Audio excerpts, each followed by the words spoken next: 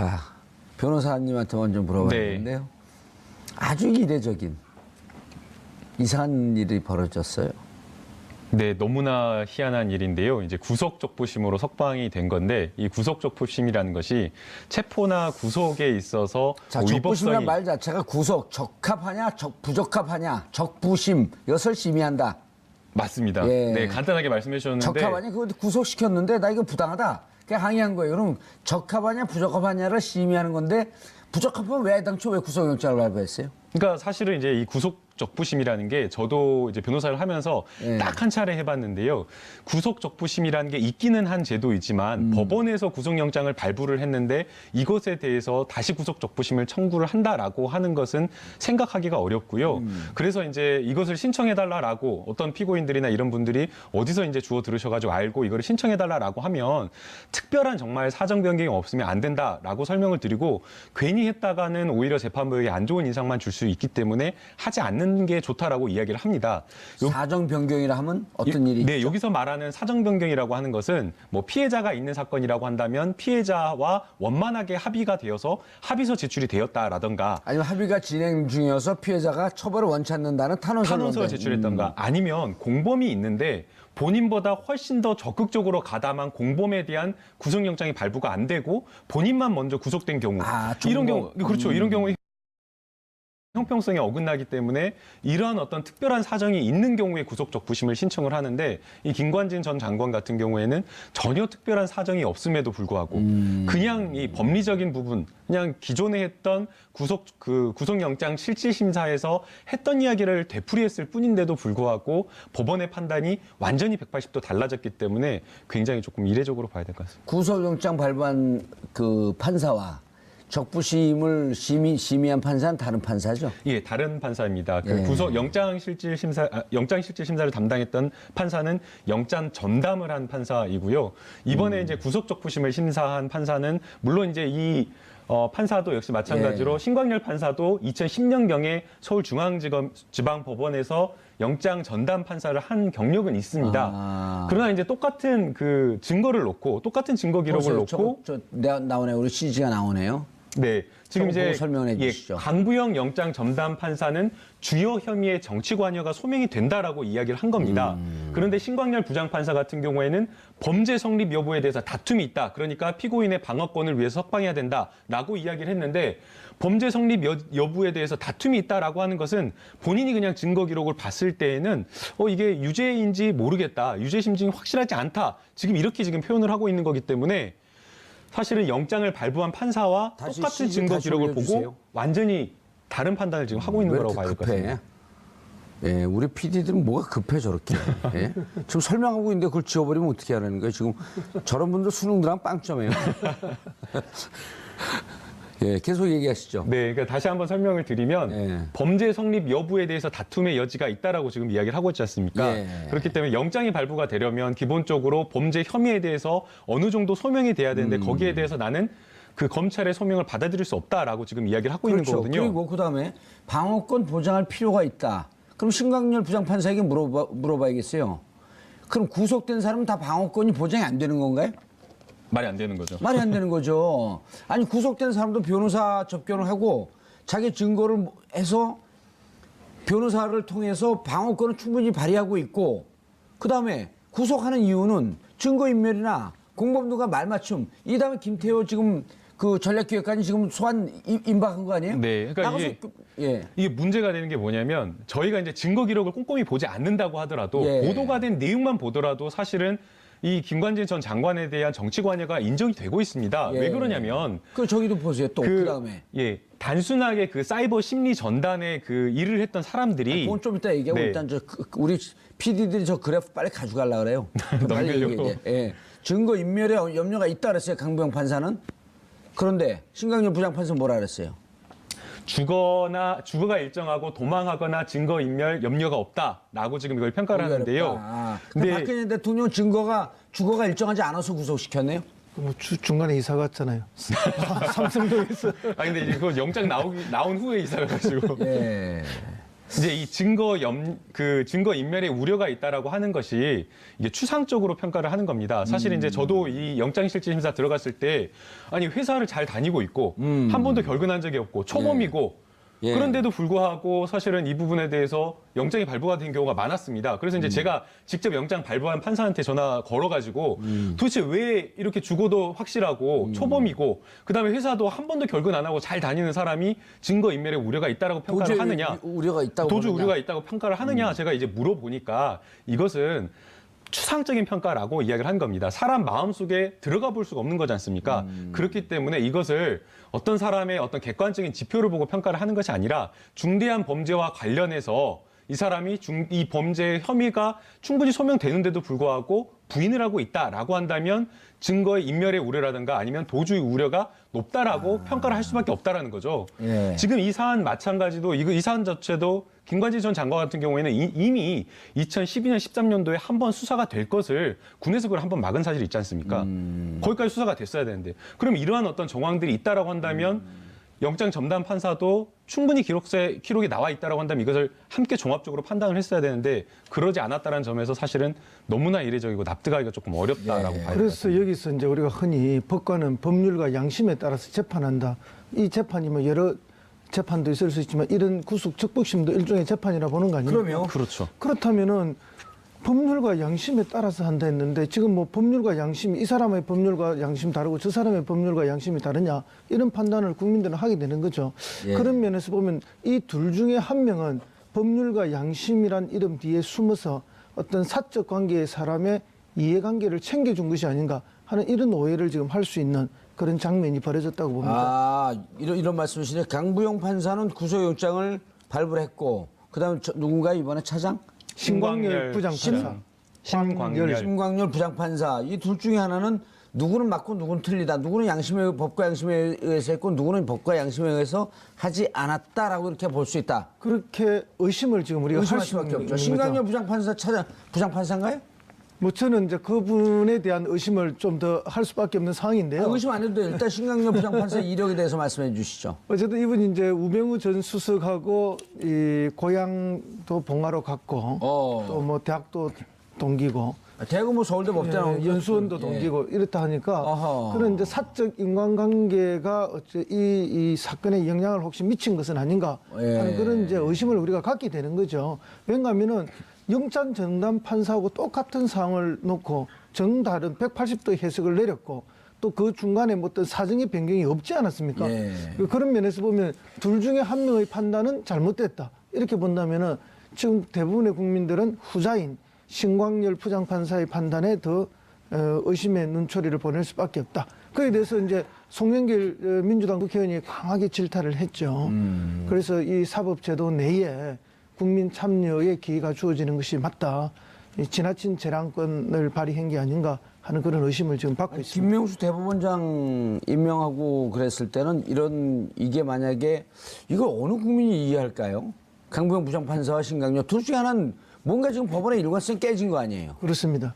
물론 이제 사안을 바라보는 게 사람마다 다를 수는 있지만 이렇게 180 아니, 지 개인적인 견해로 판단하는 게 아니에요. 법과 양심에 의해서. 그럼 이제 문제는 뒤에 양심이죠. 앞에 법은 똑같은 법인데 근데 이 법을 해석하는 것도 지금 180도로 달라는 거 아닙니까? 한 사람은 범죄 행위가 인정된다 했는데 한 사람은 다툼의 소지가 있다 했고 한 사람은 자기의 양심과 뭐 추상적 판단에 의해서 증거인멸이나 도망갈 그렇죠, 우려가 염려가 있다. 염려가 있다고 했고 없다고 했으니까 그럼 국민은 도대체 누구의 말을 믿어야 되느냐?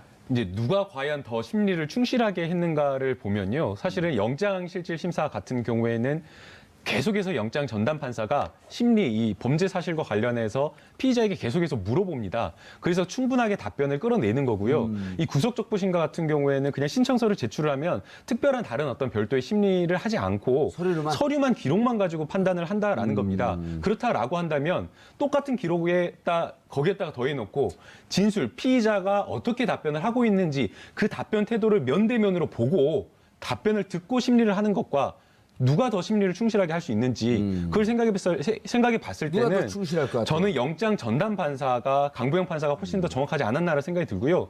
그리고 서울중앙지법이나 이미 뭐 한 10여 년 전부터 영장을 발부를 할 때 영장 발부 기준 자체가 굉장히 까다롭습니다. 그래서 지금 우병우 같은 경우에는 이미 지금 우병우 전 민정수석 같은 경우에는 2번이나 영장을 청구했는데도 불구하고 뭐 국민적인 국민 여론이나 이런 것들이 굉장히 높아가지고 이 국정농단에 정말 책임 있는 사람이니까 구속이 돼야 된다라는 그런 여론이 높음에도 불구하고 2번이나 영장이 발부가 되지 않았습니다. 그런데 이 강부영 판사는 이 김관지 전 장관에 대해서는 충분하게 심리를 거쳐가고 영장을 발부를 했다라고 한다면 이미 심리를 했을 때에 이 김관진 전 장관의 정치 관련된 정치 관여와 관련된 범죄 소명이 충분한 증거로서 굳건하게 어느 정도 소명이 됐다라고 지금 평가를 한 건데 그것을 불과 10일 만에 똑같은 기록을 놓고 전혀 다른 해석을 했다라는 점에서 조금은 이해할 수가 없습니다. 이해할 수 없다고 얘기하는 거예요? 잘못됐다고 얘기하는 거예요? 말을 분명히 하세요. 잘못됐다. 그러면 그렇게 얘기하지. 네. 이해할 수 없다면 청취자 시청자분들이 보고 이해할 수 없으면 우리들도 이해하려는 거예요, 말라는 거예요. 이럴 거 아니에요. 그건 잘못된 거죠. 네. 명백히. 그리고 그러니까 오늘 SNS상에 가장 많이 도는 글이 이런 거예요. 적폐청산이 정말 험난한 길이네요. 그리고 왜 그러냐면 이 다음에 지금 소환이 예고되고 있었던 분들이 누구냐면 우병우 그 정무수석과 김태호 전략기획관. 그렇죠. 김태호 전략기획관이 굉장히 핵심거리죠. 아니 그러니까 김태호 전략기획관인데 또 동시에 우병우도 재영장 청구한다 재소환한다 이런 얘기가 지금 돌고 있었잖아요. 그렇습니다. 그러니까 저희 심강렬 부장판사 같은 경우는 실질적으로 김태호 전략기획관하고 관계가 있는지 없는지 우리가 모르겠지만 우병우하고는 어쨌든 뭔가 관계가 있을 개연성이 좀 있다. 제가 오늘 방송 끝나면 봉화를 한번 가봐야겠어요. 제가 봉화 출신이거든요. 아, 고향이 봉화입니까? 예, 아주 봉화 창피해 다 좋았고 죽겠어요, 제가 두 분 다. 어쨌든 이 두 분이 뭐 학연과 지연은 확실하게 얽혀 있는 거죠. 그렇죠. 뭐 혈연은 고등학교는 모르겠지만 어디 나왔대요? 고등학교까지는 제가 파악을 못해요. 우리 작가들 찾아줘야 되는데 이런 거는. 그래서 이제 그런 뭐 의심을 충분히 할 수 있다라는 게 뭐 지금 시중에 쏟아져 나오는 이야기고 또 송영길 의원이 그 부분을 또 지적을 했죠. 뭐라고 지적했어요?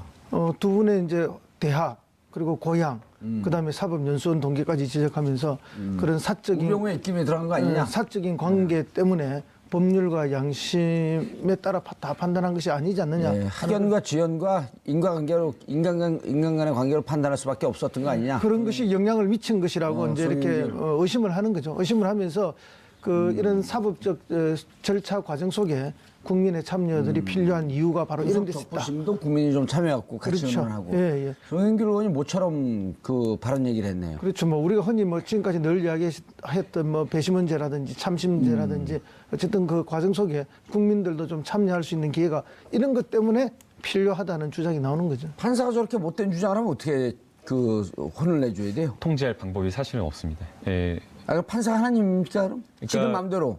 그러니까요. 국민에게 위임받은 권력 아니에요. 맞습니다. 그러니까 삼권 분립에 의해서 사실은 예. 뭐 국회라든가 행정부에서 특별하게 관여를 할 수가 없는 것이고요. 또 뭐 할 수 있는 방법 중 하나가 이제 예산안이라든가 뭐 대법관이라든가 대법원장 임명 정도인데 예. 그렇다고 하더라도 대법원장이 또 일선 판사들에게 또 인사와 관련된 직접적인 영향 말고는 이 재판에 개입을 할 수 있는 것 자체가 판사의 독립성을 해치는 것이기 때문에 사실은 이 부분에 대해서 잘못했다라고 한다면 이것에 대해서 어떻게 판사를 뭐 징계한다거나 아니, 이렇게 할 수 막말로 있는 방법이 없습니다. 부정한 커넥션으로 이런 결정을 했다고 치더라도 설사 뭐 그런 일이야 있을 수도 있고 없을 수도 있겠지만 설사 그렇게 치더라도 어떻게 그 법적으로 제어할 수 있는 길이 없다고 한다면 잘못된 제도 아닌가요? 예를 들어서 지금 뭐 이제 그 국회의원도 몇 번 출마해 보시고 그랬지만 가장 국민에게 적절하게 위임받은 건 선거제도밖에 없거든요. 물론 선거제도가 이제 뭐 가장 권위 있는 위임받은 제도이긴 합니다만 사실은 이제 법관의 이런 독립이라든지 법률과 양심에 따른 판단을 독립적으로 보장해주는 그거는 뭐 올바른 일이고 맞습니다. 근데 이제 그것을 이제 악용했을 때 어떻게 할 거냐. 별 방법이 없는 거죠. 이제 그런 뭐 어떠한 좋은 제도를 만들어도 그 제도를 악용하는 거는 방법이 없다. 그렇게 보고 다만 이제 인사권은 가지고 있기 때문에 재판에 관여할 수는 없지만 그 대법원에서의 그 인사권으로 그런 사회적 여론의 질타를 받는 재판부에 대해서는 뭐 인사 조치는 있을 수 있다고 보죠. 자, 사이버 여론조사 여론 조작을 진행한 이태하 전 사이버 사령부 심리전 단장 올해 2월 항소심에서 징역 1년 6월 선고받았단 말이에요. 네. 이분이 그 JTBC에서 보도할 때 이태하 심리전 단장과 연재국의 옥도경인가요? 옥도경 그 사이버 사령관과 통화한 내용이 있었거든요. 그렇죠. 이거 나 혼자 다 죽으란 얘기냐? 장관이 잘한다고 표창장 준 거 아니냐는데 자, 요 밑에 사람입니다. 심리전 단장은 네. 국방부 장관, 사이버 사령관, 그다음에 심리전 단장 이렇게 층층하층 있는데 심리전 단장은 현장에서 실행을 담당한 사람은 구속이 됐어요. 1년 6월을 받았어요. 맞습니다. 그러니까 이제 심리 전단자, 그러니까 지시를 받고 했다라고 하는 사람은 구속이 돼서 실제 실형을 받아가지고 항소심 재판 진행 중에 있는 상황이고요. 옥도경, 연재훈 지금 부르지도 않았잖아요. 그 다음에 국방부의 정책비서관도 현재 김관진 전 임관빈 국방부 정책비서관도 역시 마찬가지로 똑같은 혐의로 구속되어 있는 겁니다.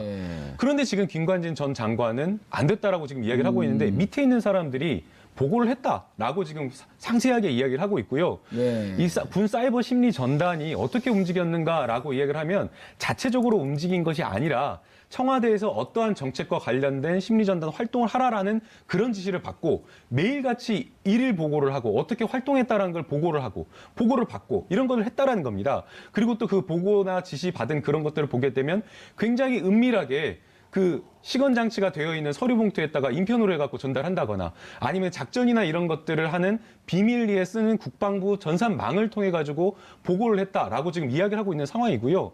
그렇기 때문에 사실은 이와 관련된 블랙백을 통해 갖고 전달했잖아요. 맞습니다. 네, 그러니까 이해할 수 없다라는 거죠. 단순하게 이 밑에 있는 사람들의 어떤 진술만 있고 그런 진술만 있는 상황에서 부인을 한다라고 하면 모르겠습니다. 그런 것이 아니라 김관진 전 장관이 심지어는 보고를 받았다고 본인이 읽었다라고 사인까지 체크까지 한 그런 것까지 있는데도 불구하고 관여가 입증이 안 된다? 이해할 수 없는 거죠. 아니, 이해할 수가 없는 게 아니라 잘못된 거죠. 자, 이 심광렬 이분은 어떻게 해야 됩니까? 그러면 아무런 대처를 못 취하나요? 아무런 대책이 없죠. 그 이제 유일한 대책은 지금 이제 국민들이 덜 끓는 여론이죠. 예. 그리고 지금 온라인상에서 별로 이렇게 뜨겁지 않지 않나요? 아니 오늘 뭐 하루 종일 좀 뜨거운 것 같은데요. 굉장히 그 이것 때문에 뭐 방송도 그렇고 모든 곳에서. 근데 그럼 심광렬 부장판사죠? 수석 부장판사입니다. 고법 부장으로 갔다가 고법에서 이제 서울중앙지검 수석 부장판사 같은 경우에는 한 등급 높은 직급이어서 고법 부장이 지금 하고 있습니다. 예. 그렇다고 한다면 지금 이 시간에 실검순위에 올라오지도 않았어요. 어젯밤에 이미 풀려나서 시간이 좀 지났죠. 그런데 이제 어쨌든 뭐 이 사건은 굉장히 당혹스럽고 방금 말씀하신 것처럼 이 김관진 전 장관 안보실장이 구속이 돼야만 또 추가적인 조사를 통해서 그다음에 김태효 전략기획비서관과의 연결고리를 찾아내는 건데 사실상 그러면 지금 법원이 그 수사를 가로막은 이런 형국이 되어버렸거든요. 그러다 보면 이제 드디어 꼬리 자르기에 성공하는 것이 아닌가. 그러면 이제 가장 지금 수사가 한계에 봉착하는 그런 국면으로 왔다 보입니다. 그럼 검찰청 입장에서는 다시 구속영장을 청구할 수도 없는 것이고 뭐 할 수는 있겠지만 어떤 뭐 변화된 또 영장 내용을 만들어낼 수도 없는 것이고 굉장히 난감한 순간이다 이렇게 보입니다. 김남국 변호사님 군대 갔다 오셨어요? 예, 갔다 왔습니다. 병장 만기 전역입니다. 병장이죠? 네. 예를 들어 병장이 구속이 돼요. 무슨 군대 일로. 그럼 병장은 자기 자의적으로 해갖고 병장 구속되고 상병 구속되고 일병 구속되고 이병 구속되고 다 구속이 돼요. 어떠한 그 집단적 잘못된 행위 때문에 그럼 누군가 명령을 받았을 거 아니에요. 예, 맞습니다. 병장이 명령 내렸고 저기 그 뭡니까 휴전선 군사분사 북으로 총 쏘라고 이렇게 명령 내릴 수 있어요? 불가능하죠. 불가능하죠. 그 병 상호간에는 군을 대상으로 민간인을 대상으로 해서 사이버 심리전을 해라. 종북 좌파라고 댓글 달아라. 이걸 병장이 할 수 있어요? 할 수가 없는 거죠. 완스타 할 수 있어요? 국방부 장관의 지시가 있어야지 하는 거 아니에요, 이게? 이게 사실은 이게 어마어마한 일이지 않습니까? 국방부 장관이 지시할 수 있어요, 이거를? 국방부 대통령이 장관도 안 나서면 안 되는 거 아니에요? 예, 맞죠. 그러니까 네? 국방부 장관도 이것을 하기가 쉽지가 않은 거죠. 왜냐하면 사무총장이 나서서 이거 합니까? 만약 국방부 장관, 사실 국방부 장관 신분은 군인이 아닙니다. 그렇죠. 예, 만약에 이 국방부 장관이 이런 지시를 군대에다 내렸다라고 한다면 합참의장이라든가 각 참모총장이 난리가 나는 거 아니겠습니까? 그런데 이것을 합참의장이나 해당 육군의 참모총장을 뛰어넘어가지고 보고라인을 보게 되면 청와대를 직보하고 청와대 지시를 받았다라는 것을 보게 되면 이것은 청와대의 직접적인 어떤 개입이 있다라고 볼 수밖에 없는 것이고요. 사실은 이런 사이버 심리전단이라고 하는 것은 북한을 상대로 하는 어떤 그런 어떤 심리전 활동인데 도대체 이것을 왜 청와대에서 관리하고 회의하고 지시하고 이해할 수 없는 거지 않습니까? 그거 자체로 문제가 있다라고 봐야 되는 것이고요. 그 과정 보고라인 속에 김관진 전 장관이 있다라고 한다면 그거 자체로 사실은 범죄의 혐의의 소명이 굉장히 높게 됐다라고 봐야 되는 겁니다. 김태호 못 부르겠죠. 이제 이렇게 되면 부를까요?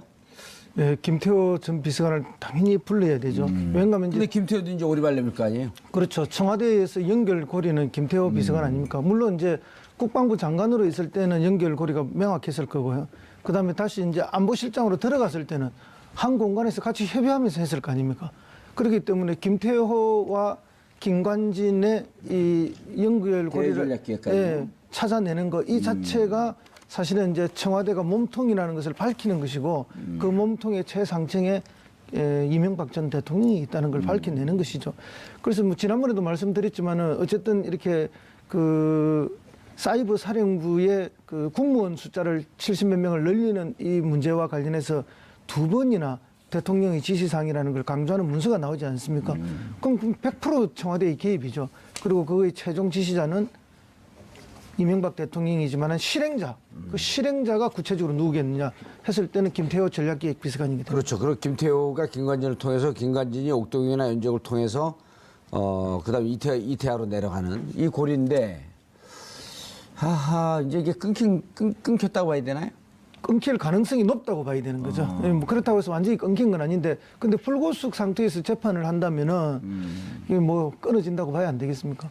이게 사실은 그 김관진 전 장관 같은 경우에는 이명박 전 대통령으로 이어지는 그 수사의 그 연결 지점이기 때문에 저는 검찰에서 힘들다라고 생각을 하더라도 그리고 부른다. 예, 여러 가지 부담이 있다고 하더라도 김태호를 불러서 수사를 해야 된다고 생각이 되고요. 아마 뭐 여러 가지 다 부인을 할 것으로 생각이 됩니다. 특히나 뭐 이명박 전 대통령의 굉장한 뭐 신복이고 측근이라고 지금 불리는 사람이기 때문에 부인을 한다고 하더라도 불러야 되고, 만약 유의미한 어떤 진술을 얻을 수 없다라고 한다면 지금까지 검찰에게 이 범죄 혐의와 관련된 소상한 어떤 진술, 유리한 진술을 해준 사람들을 다시 한번 불러가지고 더 구체적인 어떤 진술을 또 끌어내는 게 필요하다고 보이고요. 그래서 어떤 그 진술이나 이런 것들, 그리고 또 빠뜨렸던 서류가 있다라고 한다면 그런 것들을 다시 한번 재정비를 해서 김관진 전 장관에 대한 영장을 다시 한번 좀 청구하는 게 필요해 보입니다. 다른 증거 찾아야 되잖아요. 그러려면.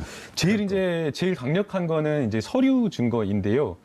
근데 이제 어쨌든 이 건으로 그 형법을 보게 되면 같은 동일한 건으로는 재청구를 못 한다 이렇게 되어 있거든요.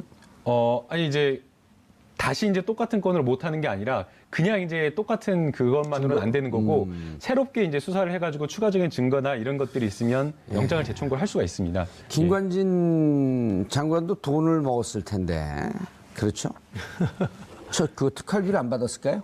당연히 봤죠. 받았을 것 예, 같습니다. 그 특활비 증거가 나오면 딱 떨어지는데 제가 한번 찾아볼까요? 근데 이제 이 국정원에서 온 특활비를 받았을런지 아니면 이제 국방부 내에 특활비를 썼을지 그거는 알 수가 없는데 아마도 국방부 내에도 특활비가 있기 때문에 근데 그걸 써서 그거는 이제 또 내부에서 노출되니까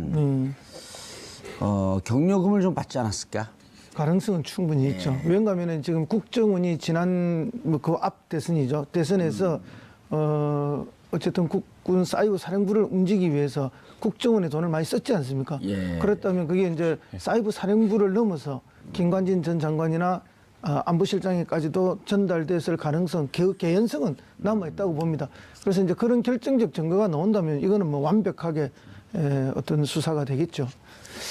근데 이제 사실은 지금 이 부장판사님 왜 이런 판단을 내렸는지 우리가 뭐 짐작만 여러 가지를 하고 있지만, 만약에 이 부장판사님의 판단대로 범죄 소명에 뭐 다툴 여지가 있다, 범죄 이렇게 해서 무죄라는 심정을 가지고 이렇게 했다면은, 그러면 사이버 사령부가 아주 독자적으로 댓글 사업을 했다는 거 아닙니까? 공작을 했다는 건데, 그럼 사이버 사령부가 합참의장이나 또 육군 참모총장의 지시도 없이 또 청와대의 지시도 없이 독자적으로 국방장의 지시 없이 했다면은 그거야말로 거의 뭐 이게 군기문란이고 준반란에 가까운 일 아니에요. 국정농단이죠. 농단을 넘어서 이거는 뭐 거의 준반란에 가까운 짓을 한 거 아닙니까? 그럼 국군 통수권이 어디로 간지 흔적도 없어진 거 아니? 그렇죠. 이건 있을 수 없는 일이죠. 국기문란 중에 국기문란인데 만약에 그 판사님의 생각대로라면은 그럼 이 사건이 그야말로 사이버 사령부에 독자적으로 일어나서 독자적으로 진행된 진짜 어처구니 없는 그런 수준이다. 이건 어느 국민이 납득할 수 있겠습니까? 예. 김남국 변호사님 네. 모처럼 나왔으니까 오늘 이따 끝날 때 네. 심광열 차장 부장 판사. 형사수석부장. 고법 네. 부장 판사인데 이분한테 욕만 하지 말고 예, 육두문자를 쓰게 되면 이제 우리가 그 방송에서 잘려요. 김남국 변호사는 안 잘려요. 제가 잘려요. 이 자리가 탐나면 욕을 하셔도 되고 이 자리가 탐나지 않으면 이따가 영상 편지 그런 분들한테 편지 보내기도 싫은데 영상 택배. 영상 택배. 예. 그렇죠? 네. 영상 택배 한번 날려주세요. 네, 알겠습니다. 보든 말든. 예. 국민들은 보고 있습니다. 알겠습니다. 좀 준비하고 계세요. 네. 제가 이제 지금부터 질문 안 할 테니까. 자, 우수석 소환은 어떻게 되고 있죠? 우수석 소환 지금 준비가 하려면은 뭐 굉장히 검찰이 철저하게 준비를 해야 되지 않겠습니까? 어쨌든 이제 추명호 전 국익정보국장이죠. 이분 직계죠. 예, 직계 중에 직계고 이제 사실 비선 라인이라 보는 거죠. 국정원에 있는 우병우의 비선 라인이었으니까. 네. 그래서 취합되는 모든 정보를 우병우 전 수석에게 사적으로 먼저 보고했던 그런 사람 아닙니까?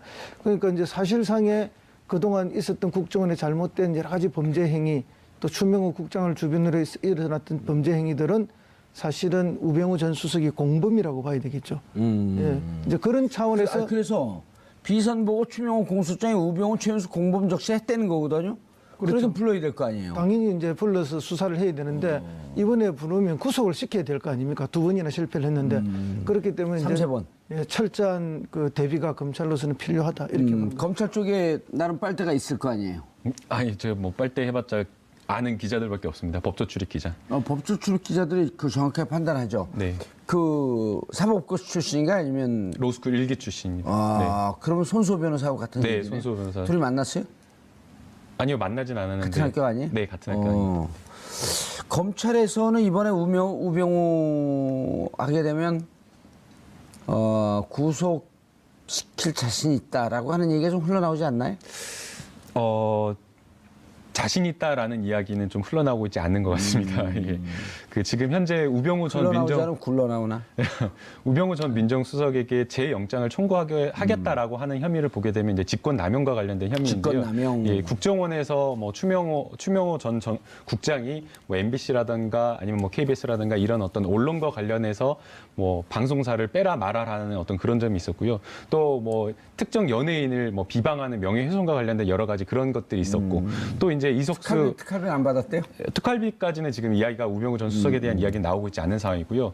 또 이제 더 나아가서 이제 우병우 전 민정수석에 대해서 이석수 그 감찰관에 대한 여러 가지 이제 비위 사실이나 이런 것들을 추명호 국장이 감찰을 해가지고 몰래 이제 추적을 해가지고 이것들을 보고했다라고 지금 여러 가지 혐의점이 나오고 있는 상황인데 이 부분과 관련해서 이제 추명호 전 국장이 보고했다라는 정황만 지금 나와 있는 상황이고 실제 보고를 했다라고 하는 추명호 전 국장이 우병우 전 민정수석과의 관계라든가 이런 것들에 대해서 구체적인 어떤 진술을 하고 있지 않은 상황이기 때문에 지금 현재 검찰이 가지고 있는 증거로 재영장을 청구하겠다라고는 하고 있지만 과연 이제 영장 발부에 자신이 있는지 그거는 조금 의문인 것 같습니다.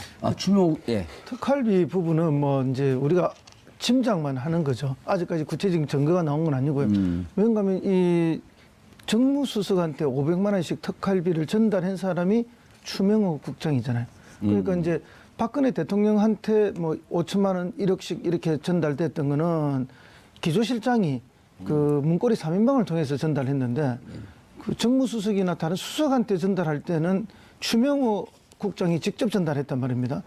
그러면 우병우의 신복인 추명호 국장이 다른 수석한테는 특활비를 매달 500만 원씩 전달하면서 과연 우병우 수석에게는 전달하지 않았을까? 이렇게 봤을 때 어느 국민이 안 했다고 생각하겠습니까? 오히려 더 많은 액수를 전달했을 가능성도 있다고 보는 거죠. 지금 어쨌든 국정원의 특활비 중에 40억 정도는 소명이 되는데 사라진 나머지 30억이 소명이 제대로 안 되고 있는 거 아닙니까? 그중에 상당수 일부가 크기도 갔을 가능성이 있다라는 것이 지금 일반의 추측입니다. 그렇죠. 30억 사라진 30억이 여권에 흘러오지 않았을까 당시에. 예, 여권 정치인에게도 가고 예. 여기에도 일부 가고 뭐 갈 데가 뻔하지 않습니까? 우병우한테 갔다 이렇게 보시는 거예요? 저는 뭐 이런 정도의 관계에서 안 갔다는 것은 그거 더 안 갔으면 그게 더 이상하죠. 저는 견해가 좀 틀려요. 우병우 수석에게 간 게 아니라 우병우 수석에게 많이 갔다. 그래서 뭐 특히 이제 민정 같은 경우에는 뭐 청와대 내에서 이제 민정수석실 직원이 굉장히 많거든요. 많아요. 네, 뭐 제일 요 청와대 출신이군요. 예. 민정수석실 파워가 제일 세기도 하고 왜냐하면 인사검증을 거기서 하기 때문에 결국은 청와대 내에서 최종 파워는 민정수석실입니다. 뭐 정무수석실이 뭐 더 힘이 좋다 선임수석이다 하지만 결국은 민정에서 모든 정보와 자료를 다 쥐고 있기 때문에 그것을 아니다 하면은 그냥 더 이상 진행이 안 되는 거죠. 그렇기 때문에 이제 가장 큰 힘을 갖고 있는 또 그리고 자기 직계 빚은 라인인데 남들한테 주면서 자기 직계 그 라인의 보스한테 안 줬다. 이해하기 어려운 일이죠. 그는. 그리고 이제 우병우 수석 같은 경우는 또 집에 돈이 많기 때문에 돈에 욕심이 없을 것이다라고 이렇게 보는 사람들이 많은데 그건 반대죠. 돈 많은 사람이 더 돈에 욕심이 많죠. 그래서 돈이 많은 거니까. 그러니까 소고기 먹는 사람은 늘 소고기 더 먹고 싶어 하니까요. 예.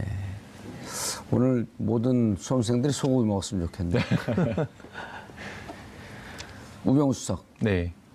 뭐로 걸릴까요? 지금 검찰에서 준비하고 있는 게 뭐예요? 분명히 잡긴 잡았다 이렇게 얘기든 나오는데. 잡기는 잡았다라고 지금 이야기가 나오는데 결국에는 이제 직권남용 혐의와 관련된 부분을 다시 한번 하지 않을까라는 생각이 듭니다. 이번에 이렇게 까끌까끌한 장갑을 잡았다 그러는데 못 빠져나가게 미꾸라지 미끌미끌.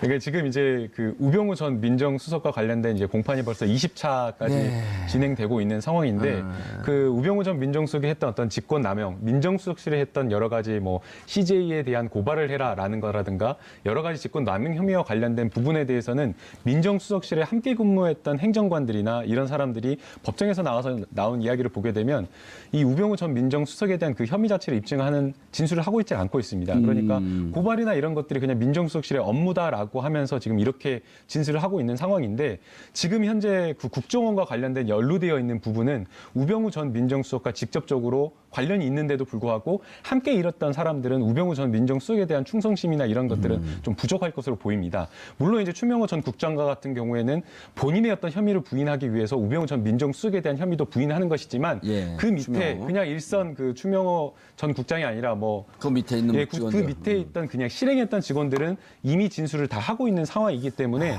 우병우 전 민정수석과 관련된 부분이 들어서 한 것이라도 있다라고 한다면 아니면 혹시 본인이 본소리라도 있다라고 한다면 그 부분에 대한 진술을 검찰에서 털어놓았거나 털어놓을 것으로 보이기 때문에 기대를 조금 해볼 수는 있을 것 같습니다. 예. 교수님. 네.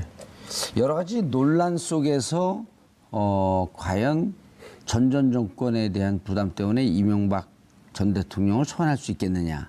이런 우려 섞인 얘기가 많았었는데 증거가 자꾸도 넘치게 나왔단 말이에요. 물론 이게 몇몇 변호사들은 그런 얘기를 하더라고요. 이게 일반인 기업이었으면 10번도 더 넘게 구속됐는데 전직 대통령이라고 하는 것 때문에 좀 더 꼼꼼하고 조밀한 증거가 필요하다. 완벽한 증거가 준비하느라고 시간이 좀 걸렸다. 뭐 이제 소환해서 그때부터 조사해서 뭘 얻으려 하면은 그거는 이미 실패되는 거죠.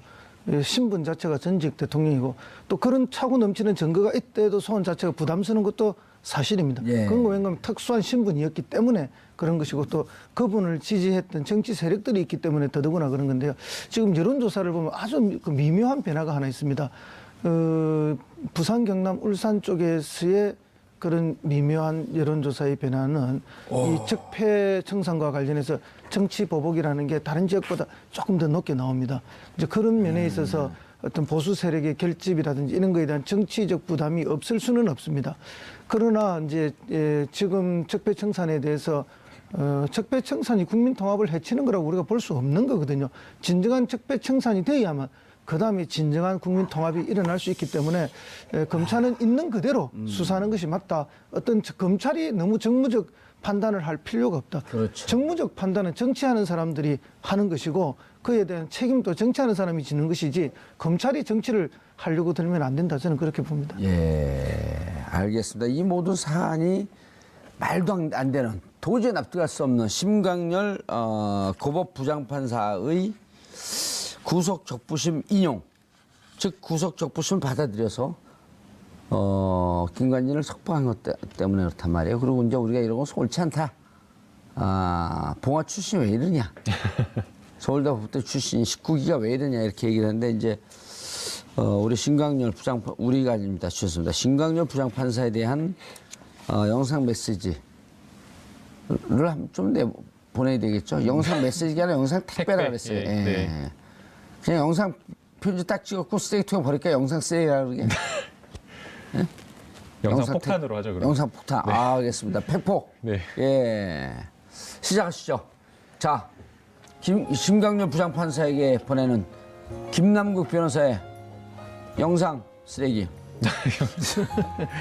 네.